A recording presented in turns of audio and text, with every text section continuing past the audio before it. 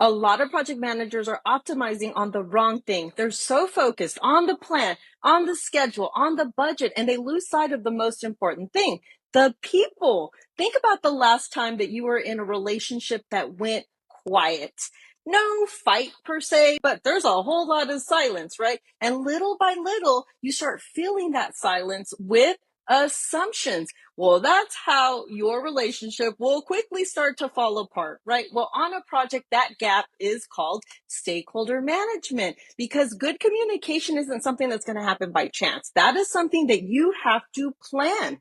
A stakeholder is anyone who can influence a project, anyone who's impacted by the project, or who believes that they're impacted by the project. And a stakeholder it can be a client, it can be a vendor, it can be your team, it can be your board members, it can be anyone inside or outside of the organization. Basically, if your project touches them, they have a stake in it. Managing our stakeholders starts by identifying them, right? We need to know who our stakeholders are, but that's not enough. Once we identify them, we need to understand their level of influence, whether that be positive or negative. And we also need to know how they need to be kept in the loop because not everyone is going to need all the information all at the same time. Just like our relationships, right? People that we have relationships with, they prefer that we call them on a daily basis, or maybe that we text them, or maybe that we have those scheduled date nights. Regardless of what that looks like, part of the work is also knowing when to engage them and when to leave them alone, okay? And if you get that part wrong,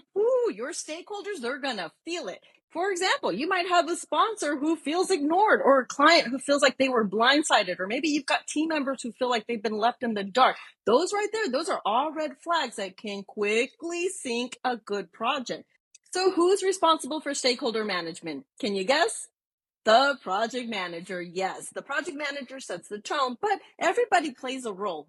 Stakeholder management matters most at the very start of your project because there again, you have to identify who they are, right? And thereafter, anytime that there's changes to your project, that's another point. And how you manage it also depends on the approach that you're using for your project. For example, if you're using predictive, well, we know that that's structured and we know that there's going to be a stakeholder registered, planned updates, check-ins on schedule. And when we have like an agile project, well, we know that that's going to be constant, right? We've got stakeholders in the room, sprint reviews, feedback loops. That's happening on a daily basis. And when we have like a hybrid approach, well, that's blended, right? So you lock in on the big moments and maybe stay flexible in between. At the end of the day, a stakeholder is a relationship, right? If you ignore it, well, it's going to get bumpy. But if you nurture it, well, guess what? It is going to thrive.